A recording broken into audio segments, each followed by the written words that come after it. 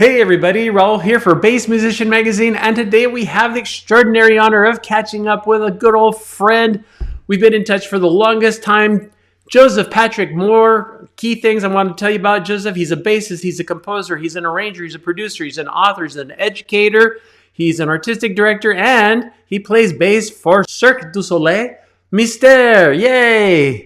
Hey, well, thank you for that introduction, man. I appreciate it. My pleasure, Great to be Joseph. here with you today. My pleasure, my pleasure. So there's so much that we want to talk about, but as always, we like to go to the past. How did you get started in music and particularly on bass? Well, I'm basically a product of music education. Like I started when I was, fourth grade, I started playing saxophone in the band. And then I continued through, did all those competitions, the state stuff. And when I got into high school, I switched to drums in the marching band. And I played bass drum for 2 years, and then I played quads the last 2 years. But it was my sophomore year of high school. It was really this really crazy, man. But this is honest to God's truth. I kept having this reoccurring dream about bass guitar. What it was is I saw my very first concert was Iron Maiden and Quiet Riot. Believe it or not, I went with the church group. I kid you not. And Eddie the Beast, and then people were smoking weed around us, and it was my first experience. I don't know how old I was, maybe 12, 13. And I remember seeing Steve Harris rocking out with his foot on the monitor. I was like, that guy's cool. And it was shortly after that time I kept having this reoccurring dream about bass guitar, bass guitar, bass guitar. And honest to God, to be ignorant, I really didn't know the difference between bass and guitar. I didn't really know, but I just kept having this thing. And my reasoning was, well, I played bass drum in the marching band for, 2 of those years at that point. I think I could play bass because, it's bass and I can keep time and da-da-da. And so whatever that reasoning was. But I ended up going to the local music store in Knoxville, Tennessee, where I grew up. It was called Hughley's Music Store. And I knew the owner. In hindsight, I really made a really bad error. But I guess at the end, it all worked out in advance. But I'd had... For people that know saxophones, I had a Selmer Mark VI. Oh, no. And those are worth a lot of money now. They were worth a lot of money then. Oh, no. But I traded in the Selmer Mark VI, and I got a Fender bass, and I got this huge Fender bass amp, the head, the thing that you'd have to have a truck to carry around. And then there you go. And then I just continued on the path with bass from that point on. There you go. Well, I particularly grimace because my son's a sax player, so I'm very acquainted with Selmer Mark VIs. And it was an alto saxophone, and it's heartbreaking actually to think about.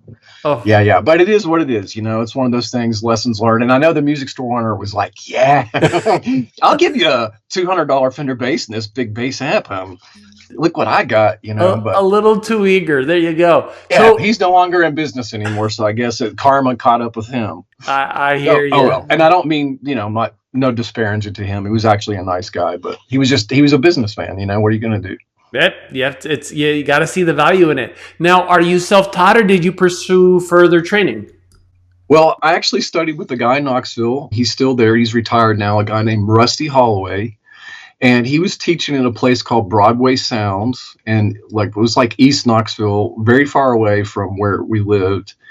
And he was is a music store. He was one of the teachers there. I didn't really know him, didn't know his background. I just knew he came highly recommended. And so I was taken privately with him weekly at this music store. And maybe about my junior year of high school, because I already been studying with him for like a year and a half. He's like, "Have you ever thought about going to college and majoring in music?"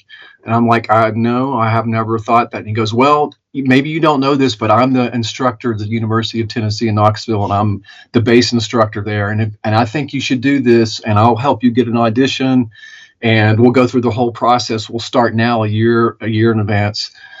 So I continued to work with him. I ended up auditioning for the University of Tennessee, the music program, and I got a full scholarship. Well, he got me on double bass. So I started on electric bass, of course, and then I went to double bass. So I was doing both. I was taking both. But I got a full scholarship. I was a classical major and a jazz major. I was a double major, and I had to do orchestra, then I had to do jazz band, the Latin band, and all these different things. And I continued to stay there for about 3 years. And then, not to get deep in the rabbit hole, but I ended up deciding to, and the teachers were amazing. The program was amazing. But I grew up in this town, Knoxville. It's a great town, great place to grow up. But I really wanted to experience life, and I wanted to just get away. Because what would happen would be like 2 a.m. I'd go to the grocery store, and there, lo and behold, there would be someone from my high school there. Yo, so what are you doing now? What are you doing now? What are you know? And it just like, it was like small town. It was like, I got to get away from this. Like, it was just, I don't know what it was, man. It was just one of those things. So I ended up going to the University of Memphis, which at the time was called Memphis State. And I was there for 4 or 5 years. But at that point, I kind of had realized that classical music, as much as I love it and appreciate it, and I still practice it and I still work on it, my heart was really more towards jazz. It was definitely more towards rock, more towards R&B. So when I moved to Memphis, Beale Street, which is a famous street in Memphis, there's club after club after club. And I ended up getting a house gig with this great B3 player named Charlie Wood. And it was a trio, B3, bass, and drums. And I played nightly at a club there called King's Palace, which is still there, and they have amazing gumbo. And we played every single night, and we were doing stuff like, Duck Dunn, Carol Kay, like all the Memphis stuff, a lot of Motown, a couple originals, but the club owner didn't really want you to do that. They kind of had a repertoire of, Mustang Sally, or like these classic tunes that they just wanted you to play. So honestly, I say all that because even though I was in school, I felt like, and I learned a lot. I never graduated, by the way. That's a whole other long story. Mm-hmm. But I felt like playing nightly in the club was as important, or maybe in some cases, in my mind, more important than actual school. It was school in itself. Indeed. Playing nightly every night, 4 hours a night, having people sit in, having people request songs you don't know. And Charlie would be like, just follow my left hand, man, follow my left hand. Stuff like that, ear training, like all these things that, of course, you can get in school, but when you're standing in front of an audience and they're just sitting with their arms folded watching, you got to do something. Yeah. You got to make music, you got to make music, and you got to just turn it on. And so anyway, so that was kind of my whole educational experience. Nice. Well, yeah. And one of the things about, especially music education, and I'll say, as many bass players as I've talked to, nobody's had the same journey. Everybody, it's a unique situation for each one. And there have been quite a few that when they were in school and they found themselves performing a lot, and they said, well, why should I stay in school? Because if I'm going to go to school to be able to perform, but I'm already performing, where is the value in staying in school here? And so, if nothing else, I do hear a fair amount of the networking that happens because somebody had met somebody else there. Mm-hmm. And they go, well, I know that this dude is a great horn player, so if I need one, I can call him. And then he gets a gig with somebody, and then he calls me because he remembers me from school, and blah, blah, blah, blah. I mean, it is all part of the thing there. Now, I remember. That's exactly, not to interrupt, but that's exactly what happened to me when I was playing every night. Because I was a music major, a performance major. And I'm like, why am I paying all this money going to school, even though I'm just a few more hours away from getting my bachelor's degree, when I'm actually doing it every single night, mm-hmm. and I'm making a living doing it? That was my mind thinking at that time. Absolutely. Mm-hmm. And so going a little fast forward from that moment, I remember hearing some of your stuff because you had gone to Atlanta at one point. And I think, wow, we could go back as far as MySpace, because I seem to remember about maybe 17 some odd years ago, for those people that don't remember other defunct social media modes. And so you've been involved with Blue Canoe Records and stuff. Correct. Tell us a little bit about your role there. Okay, so I must have been around like 96, 97. I was in Memphis from 91 to 97, so like sort of 6.5 years. And then it was right after the Olympics in Atlanta. A friend of mine had a drummer, Phil Smith, who now teaches in a Texas university. he moved to Atlanta and he's like, man, the Olympics are here. There's work everywhere. There's gigs happening. You got to come here. You got to come here. And he's a dear friend. I took his advice and I moved to Atlanta and I ended up living there 20 years. Wow. And during that time, I obviously did a lot of local gigs. I got hooked into with a lot of producers, did a lot of recording. At that time, I had met this guy named Colonel Bruce Hampton. I ended up touring with Colonel Bruce Hampton. The band was called Colonel Bruce Hampton and the Fiji Mariners. Mm-hmm. I toured with him for 4 years. And prior to that, Colonel had a band with O'Teal and Jimmy Herring and Jeff Sipe on drums called the Aquarium Rescue Unit, which at that time, prior to the Fiji Mariners, was a really very popular kind of cult underground big band, even though Rolling Stone named their album like one of the best, top whatever, one of those years in the 90s.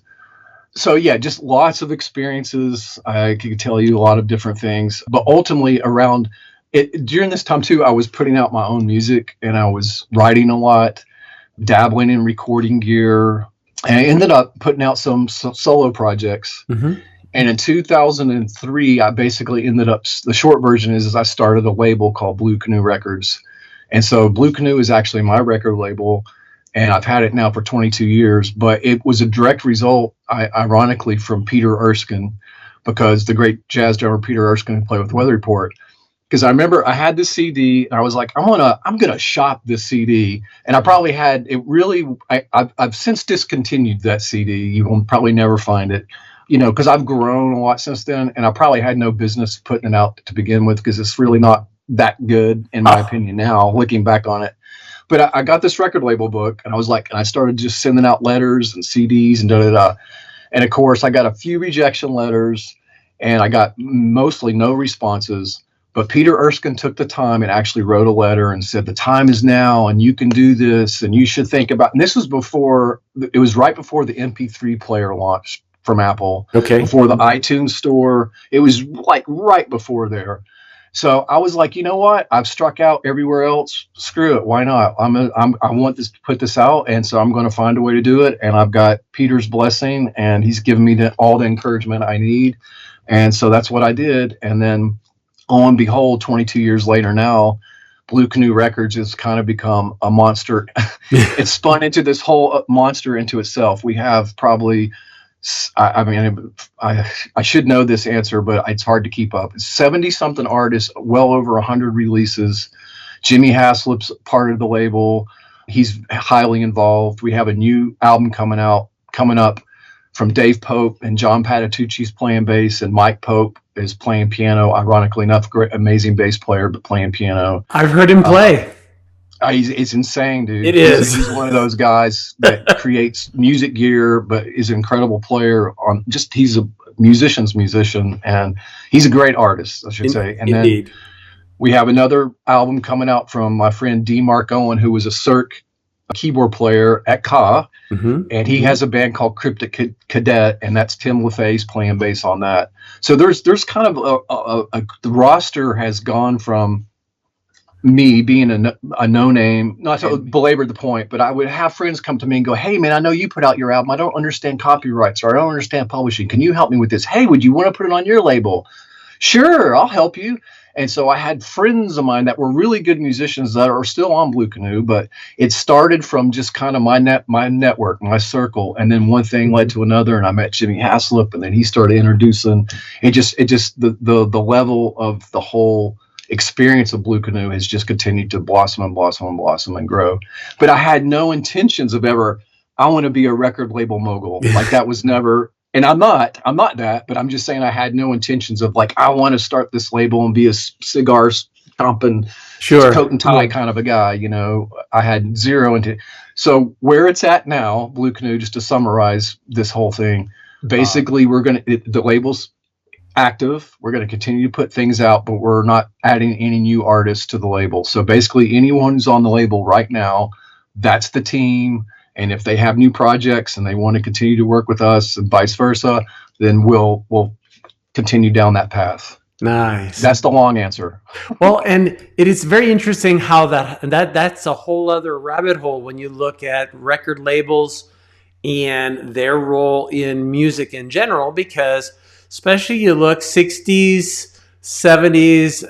You had your giants that had a monster grip on so much of music. And if you couldn't get in, Sony wasn't paying attention. I believe Apple kind of came up because of that same frustration. They're like, okay, yeah, if you won't pay attention to us, we'll just do our own thing. And then when the kind of self-publishing MP3 digital kind of stuff, that you weren't dealing with pressing vinyl and distribution.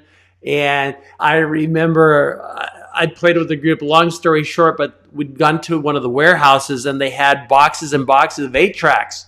And they said, Oh, wow. help yourself to anything you see here if you like it, because the stores have sent it back and we can't do anything with it. So the game has changed in our lifetimes just extraordinarily. So that's it's unbelievable. You go from 8-tracks to cassette tapes, recording, you had ADATs, you had DAT tapes. Yeah. Analog tape. In Memphis, when I was in school there, they had a commercial music program, even though I was on performance, and they had a full recording studio. So I was actually in that studio pretty much all the time. That was actually where I first started getting the bug for recording. So they would have us as music majors come in the studio, and then they would have these projects we would record for, commercial songwriters or business people, whatever. But all that was cut on analog tape. And I remember it might have been 93 or 94, right when Pro Tools came out. And dude, at the time, Pro Tools was like $20,000. It was like this crazy, stupid amount of money because it was the thing. And I remember the university transitioning over from analog tape to that. But I just remember, splicing the tape, the analog tape, all that, so I've seen all the changes. And now what is it? I don't know. It's this invisible thing in the air now. No. Streaming in the air. Don't even know. You don't even really own it anymore. I don't know what it is, man. It's bizarre. There you go. You just kind of embrace it and go with it, I remember I was shocked. I'd gone into a studio and they had this bank because they no longer had any tape, and it was Mac computers, the floor ones, and they had like 13 of them or something. And I'm like, how exactly does this work? Are we launching a rocket or what? But moving along as we progress, your work with Cirque. Cirque is near and dear to our hearts. You're playing with Mystere. Mystere was our entry level experience with Cirque back in when Treasure Island was piratey and all that. We went to Cirque not even knowing what to expect. And when we came out, we were just blown away. And as many of our readers have seen, I've talked to countless Cirque musicians, and, it's just never fails to blow me away, the level of creativity, but the musicality and the importance that they put on the music that goes with the acts. Tell us, how did this all come about? Because you left Atlanta, now you're in sunny Las Vegas. Yes, I am. 115 in August. Can't wait. So this is a little bit of a story, but it's important. So the great bassist Derek Jones, this is so bizarre. So it was 2001 or 2. At that time, I was touring a lot with lots of different artists, Earl Klug in 2010, whatever. But at that point in time, 2001, it was a band called Blue Ground Undergrass.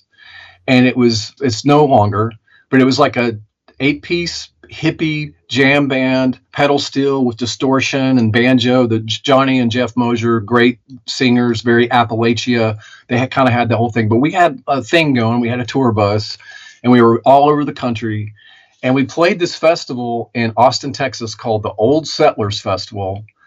And it was us and a band called Nickel Creek, who Derek Jones was playing with. Todd, there was a bluegrass band, Todd, I can't think of his last name, famous bluegrass bass player, and then the Charlie Daniels band. Okay. So it was like this bill, and so we get there at like 12 o'clock. I don't know, the concert started at like 3 o'clock, and everybody's got a set or so.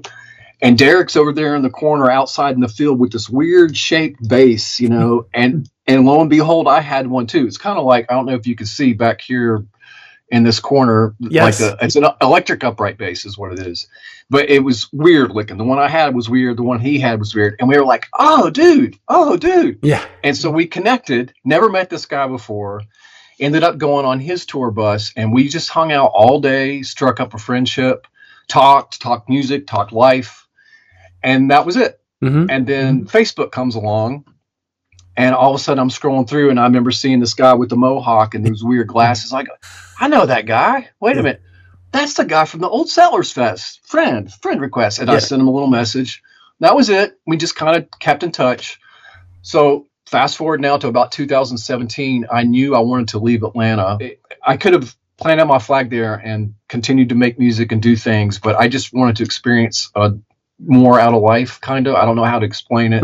Always, even though I've toured all of America, basically, and a lot of different parts of the world, I grew up in the South, in the southern part of the United States, and I really wanted to come to the West Coast because I like it here. Yeah. And I had taken some trips here, and I really liked it. So, long story short, when I knew I was going to move here, I knew Derek, this old guy that I had met one time, lived here. And so I reached out to him and said, hey, man, I'm thinking about moving to Vegas. Is it okay if I reach out to you and talk? Yeah, man, because he's very approachable. Yes. Derek's like one of the most amazing bass players you'll hear, competent on double fretless electric. And so, yeah, man, you got to come here. And he's telling me where to live, not to live, the scene, the this and that. And he's like, hey, in Derek's plays with Cirque du Soleil, a show here called Ka. And he's like, man, have you ever thought about auditioning for Cirque du Soleil? And I was like, nah, man, no, I don't think so. And it was no disrespect. It was just my heart. I don't know. I hadn't ever really seen a Cirque show. Excuse me. My heart really wasn't in it. I was like, no, I'm more of a independent thing. I don't want to. He's like, no, man, you should really do an audition. You should do an audition. So I get off the phone and I tell my wife, I just had this great conversation with Derek, and he said you should put in an audition for Cirque du Soleil. She's like, you got to do it. You got to do it. What are we going to do when we get there? And she starts panicking, doing the wife thing. I'm like, I've always been taken care of. It'll all work out. We'll figure it out. I'm not worried. We've got some money saved. I'll hit the ground, jam sessions, whatever, meet people. Now you got to do that audition. You got to do it. So honest to God, and we kind of joke about this now, but just to appease her, I did this basic generic audition, a video audition, submitted it. I got a reply back saying, congratulations, you're in the system. Great. Da, da, da, da. And we moved here. And honest to God, that was like a year. That was 2016. We moved here in March of 2017. And at that point, I almost kind of forgot about it, honestly. I was just so getting enamored with the scene here. And then out of nowhere in August of 2017, I get a call from Montreal saying, there's been an opening at Ka, which I knew Derek played at, and they need an on-call artist or a sub bass player to sub for him, and we think you'd be a perfect fit. And so I ended up auditioning for that. There was me and 3 other bass players. I ended up getting that gig. So for 2017, 18, 19, and the beginning of 20, I was an on-call artist subbing for Derek Jones, basically. I was scheduled to play a couple times a month. And then he took a vacation one time. One time he had the flu. I did like a week straight, whatever. But that's a whole long story in itself, because that particular show, the Cirque du Soleil Ka, Derek actually wrote the bass parts with the composer. Indeed. And these bass parts aren't just your meat and potatoes bass, and that would be enough. But Derek had to make it as hard as possible. Let's Billy Sheehan it. Let's do all this stuff. Let me get this crazy pedal board. I'm going to get the upright. I'm going to do this crazy bow thing with distortion. Like he just like, and it's amazing piece of body of work that he created for that show with the composer. But I had to learn all that. Yes. And not only that, I had to stay on top of it. So if I was like playing one week and then 3 weeks went by before I played another one, I literally was spent 3 or 4 days before going in just to hammer out every day, to stay on top of it. It was that challenging. But anyway, so it was year-to-year contracts, and I was very grateful. I did Ka. Then COVID happened. And the first thing they did was let all the on-call artists go. And I was like, well, that's it for Cirque du Soleil. That'll be the end of that, my career with Cirque du Soleil. And then fast forward to 2021, once again, Derek Jones. Hey, man, has anyone from Mystere reached out to you? And I'm like, no, why? Hold, please. And he reaches out to the folks there, and he's like, dude, you got to give this guy a shot. You got to give this. Well, what happened was, and this is my understanding, I could be wrong in this, but I don't think I am, because I was on call, and when COVID happened, they removed me from the computer system. Oh. So when David Peltier, the bass player at Mystere, who had been there for 12 years, decided to retire, and they were doing a search through their catalog of potential people, I didn't exist. So the audition process had already been going on, but Derek convinced the artistic director and Aaron Guidry, the music director and the drummer at Mystere, to give me a shot. So I ended up auditioning 3 times. It was a long process, and then ultimately I got the gig. And I started 2022, January 1st, 2022, and it's like I said, year-to-year contracts, and I've been going every year. And then just one last point, in 2022, around April, I was already in the show now. But in April, they said, we would like you to be backup band leader and assistant music director. Would you be interested in that? I'm like, man, I don't know if I'm capable, but you seem to think I am. I'll work my butt off. And so ever since that time, basically, I've also basically called the show as well. Nice. So like actually Tuesday night, I actually called both shows. And what that means is I wear a wireless mic. I'm playing bass. I'm communicating to the band. I'm talking to stage management. I have a pedal board. I'm dealing with that. We run Ableton in the show. It's an 8-piece live band, but we incorporate Ableton. So I'm cueing with the keyboard. It's very similar to this right here. This Gotcha. Keyboard. Actually, that is the Mystere keyboard. It's got tags on it. You can't see it, but all the keys have names and stuff. So I'm cueing on that, but I also have a floor pedal that I hit to move the scenes in Ableton. So it's this whole long thing, dude, but it's been basically an adventure. And all I could say is to summarize and wrap all this up. None of this would have happened if it wasn't for like 2001 of this chance encounter of meeting this freaky Mohawk, green dyed hair, Derek Jones guy. And it's just it was like, it was kind of meant to be I don't know how to explain it, man. It was just like this thing, but it's just amazing. Like, and it's taught me a valuable lesson that when you meet people, you just never know. And I'm not saying for your own benefit, like, as a human person, you just got to be nice to everybody, but you just never know, what these encounters, it's like connect the dots. If all of us went back through our life and did connect the dots, we can clearly see a path and integration. It's like a spider web of how this person introduced this, who then introduced to your future wife and to this.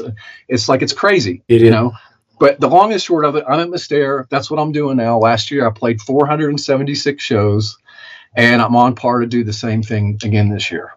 Nice. Well, and for those of you that have also been paying attention, you'll recall I have been in touch with Derek. We go back to MySpace as well. And we had the great opportunity to actually record in the pit with them. So we've got a segment of that. And so we were plugged into where the show was being called. And one of the interesting things that I don't know that the general public doesn't realize is that there's a human element to all of your acts and things where they don't necessarily run exactly at the same time. And so I recall while we were in there, they needed an extra 10 seconds to fasten a safety net hook that wasn't connected. And you can't just stop and wait. It's getting called and everybody's ad-libbing an extra couple of bars there to fill in the gap. So it's extraordinarily complex. And again, we've watched Derek play the show, so I'm aware of how just mind-boggling it is. And the way they're set up, they're underground about 3-4 stories down. And That's even correct. with that, they have him come out at one particular phase. Now, the setup at Mystere is different. And I understand you guys are more exposed to the public. Yes, we're actually, that's correct. So at Ka, you nailed it. The band is actually understage about 4 floors down, and they all have TV monitors that they're watching the show above, and they have in-ears, of course, and they're getting all the feedback and from Richard, the music director. And the only thing to me that's unfortunate about that situation is, as a general public, if you go to see Ka, which is an awesome, cool show, you don't even realize that there's a band. Yeah. But I mean, like the first time Derek invited me, the first time I saw it, I was like, where's Derek? Like, where's the band? I'm hearing the music, but like, and that's the unfortunate part about that. But in Mystere, because all the Cirque shows are different, they design them different. That's their whole operating modus operandi. Thank you. That's what I was trying to say. So they're all different. in Mystere's case, we're actually on stage in costume. We're in the rafters, and you made an excellent point in that we're not just playing the show, it's memorized. We're not looking at music stands. We're artists out on the stage as well, but we're not just playing it down. And we have to accommodate. In other words, the artists aren't performing to us. We're actually performing to the artists. So if it takes them, 5 more seconds to walk across the stage, we have to, on our feet, hey guys, vamp this for 2 more bars. Yeah. Like you have to be. And so playing bass is enough. But when I am the backup band leader and I do call the show, it's an hour and a half of the most mental intensity you could ever imagine. Not only just playing, and I'm not saying this to like any kind of brag thing or whatever. I'm just saying this is the fact of the gig, is you have to be so present and so in the moment, and you have to be hyper focused. And in my case, like the other night ago, I'm constantly thinking, okay, we're in this vamp for 8 bars. I know that. But now if this happens 8 bars from now, what do I do? Oh, that's right. I got to do this. And you're thinking like this for an hour and a half, man. Yeah. And you have to communicate it. So you have to be clear to communicate to stage management. So things happen. Stage gets stuck. Yeah. Artists fall and get hurt. There's a bazillion scenarios that happens. And Aaron Guidry, who's an amazing music director in his own right, and what he's put together, the way he conceptualized and built this Ableton set that we actually incorporate with the live band, because it's violin, guitar, horn, 2 singers, percussion, drums, bass. I play an electric and fretless, no double bass in this show. Okay. It is there's contingencies built. So if you know Ableton, or people that know Ableton, it runs from scene to scene to scene, and then it'll get into a holding pattern where we're waiting on his cue on stage before we have to trigger it. And when you trigger it, even just triggering, you got to trigger at the right moment, the right spot. So it'd be like 1, 2, and it's like certain beats. Sometimes it's the and 2, sometimes it's and 4, whatever. So then you cue to the next thing. But as you're moving down, if something happens that has happened frequently in the show that's not supposed to happen, you have to then manually go on the keyboard and go up, up, up, up, up, up, up to a contingency. Guys, we're going to go to this contingency, which are all, the way Aaron labeled, is all marked in red. Wow. So as it's going down, you see red scenes. Those are pass by it. As it's run down, but you manually might have to visit that and communicate that to everybody that this is what we're doing. And then you got to get out of it. So it's intense, man. And I'm trying to paint the picture, just how much you have to be present, and the musicality of all the musicians, everybody you got to be on your A game. And they multi-track the show every night. They record it, and occasionally somebody will pull the recording to see how you're doing. There you go. And the pressure is just like anything, man. But it's a lot of pressure. It is a lot of pressure. You just have to. You have to be there, and you have to deliver, and you have to just be present. But at the end of the day, what I would say at the end of that is, when you play 476 shows, things, and I'm 55 now, so things start to happen to your body. Wearing an instrument on your back, I've been having back problems. My hands hurt sometimes. My legs hurt. Like, there's physical things now that I'm having to really be mindful of, where in the past I never even thought about, which is unfortunate. I should have thought about it, but it's a very physically demanding, it's a mentally exhausting gig, but it's also very physical as well. I mean, I know music's not a sport, but I'm just saying, to do that amount of shows, 3 hours a night, night after night after night, you got to have some sort of physicality involved, or you're not going to last very long. I hear you. Well, and I think that's one of the reasons that when I talk to so many bass players, one of the issues is the weight of our gear, whether it's your bass, whether it's your amp, because as you mentioned, that Fender that you needed a truck for, nowadays you'd go, no way. No way. I'm not going to carry Give me the little cigar pack. You plug in the little cigar pack. Put it right there. Put a mic in front of that. Absolutely. So another interesting point, and I remember Derek did have, he had so much input on the bass line and that whole segment of the show. And when you came in, I'd had the opportunity to chat with David Pelletti before he left. So the book was already kind of established, but has it evolved? Have you been able to contribute some of your own stuff to it? Have you been able to make any modifications? And that's such an excellent point. Thanks for bringing that up. Yeah, David, or they pronounce his name David Peltier. Yes. He was very nice to me in my 2-week integration period. When you're getting kind of sound checks, you're getting set up, you're meeting the band, playing with them, rehearsing, etc. before your first show date. He was very helpful. To answer your question, even before him, there was previous bass players dating back to 1993 when Mystere actually started. Mm-hmm. And so, from my understanding, is Mark, the saxophone player in the show, has been there for 32 years. He was there when he was like 25 years old. He's still playing the show today. Wow! So he's seen all the changes, and I've talked to Mark about this. But every time there was a new instrumentalist of any kind, for our conversation, our purpose, we're talking about bass, there was always a respect of, okay, this last guy, I'm going to respect what he brought to the table, but I'm going to do that, but then I'm going to find these little moments where I can insert a little of myself. And then the next guy would do the same thing. And so now when it got to me, when I was learning the show, I basically learned exactly what David played, mm-hmm. exactly what he played. But when you play that many shows, you find to keep it fresh and to be creative. And because I'm an improviser at heart, so and it's hard because you have to be disciplined, because there's many things I play exactly the same thing every show. This is this is it. This is the part. This is what I'm going to play. Yeah.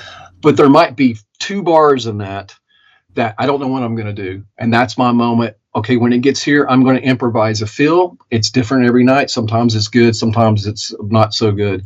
But I find every song has these moments where I'm respecting what came before me, but I am trying to interject a little bit of my personality into the music, because the show has changed a little bit. There's new acts, even since I've been there. There's obviously new artists. The artists are, 25, 20, 30 years old, maybe 35. And then you're like, not so sure how much longer you can do this, because it's so physical for the acrobats and the athletes. Yes. So they're all new, and it's new DNA, it's new rhythms, it's just new approaches. And so, even since I've been there, I can't tell you the turnover of either by choice or by not choice, mm-hmm. but there is a turnover rate. And so you learn to kind of take your inspiration from what you're watching on the stage, watching the dancers or watch whenever. You get inspired, you're playing the music, but you're also being inspired because you're like, look at this person. This is amazing. I can't believe I'm watching this right. And so you get inspiration, yes. And so sometimes you take that inspiration and you just try to, like I said, be in the moment and create something from that. But you do honor Benoit, the composer. You honor all the legacies of all the people that came before, but you have to find, and Aaron, the music director, does encourage that. And that's a great thing about what he brings to the table too, is he encourages everybody to find those moments to, bring, what's your personality? Mm-hmm. So when you leave the show, if the show is still going, what can someone else take, continue that legacy, so to speak? Absolutely. Well, as I mentioned, we went to Mystere, our first show, so many years ago. And ever since, we've been to countless Cirque shows, whether they're the ones in Las Vegas, like Ka. We've been to Zarkana. Some have bass players, Zumanity. I'm rattling off names that used to be that aren't. There's an evolution. Things change. But the one constant is the amazing amount of creativity. And again, for those of us that love music, the integration of music into what you're visually experiencing is just mind-blowing. And whether you go see the same show a second time or a third time, you will experience that evolution. And so certainly if you're in Las Vegas, make sure you look up Cirque du Soleil, make sure that you see a show. And if they're in a venue near you, and when we were in the Pacific Northwest, they come through Portland all the time. Mm-hmm. They do an amazing job under a tent in Le Chapiteau. It's just like, oh my gosh, I can't believe they're doing so much in this little space that normally is a parking lot, and now it's a show venue. And right. it is just mind-boggling. Now, I don't want to just blown away with Cirque, but I don't want to forget to mention your role as an educator as well, because that's an important thing. And I know folks have been paying attention, have seen that you have an educational program that you've been promoting and talking about. Tell us a little bit about that. So, yeah, on the side, because in the midst of the Cirque thing, I have a studio here, as you can see in my house. I'm still recording, writing. I'm doing mixes for people. I'm doing all kinds of. I'm wearing a lot of hats. Yeah. And I want it that way, and it keeps me fresh on a lot of levels. But over the years, dating back to the 90s, in between touring, recording, playing, whatever, I was teaching at music stores. I was going to people's houses, giving lessons. So I had this one-on-one experience with many bass players, hundreds, if not thousands, over the years. And so, ironically enough, during COVID, as we all were trying to, figure out what we were doing, what happened was in the mid 2000s, I was teaching at this great friend, Larry Blewett, drummer. He transformed this house into this music studio, and it was just a teaching studio. And so every room in this house was like, that's the bass room, that's the drum room.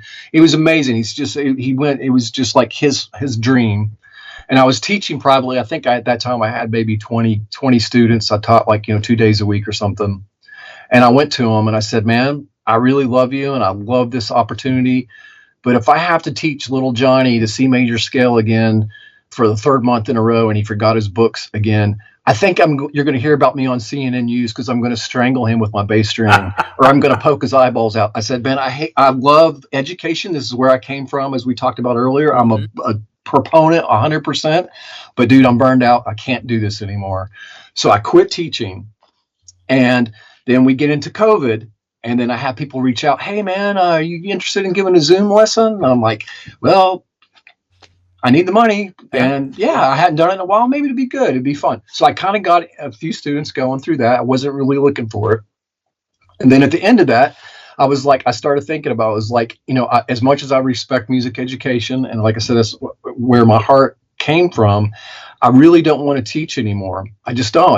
I don't have that passion. I want to record. I want to do other things. And you can't, at some point, you have to pick your battles. So I was like, what I want to do is I want to create a video series to document my teaching philosophy and to document all the lessons that I taught all these hundreds of kids over the years. So what I devised, it's basslessons.tv. It's just a website, but there's a level 1, level 2, level 3, beginner, intermediate, advanced.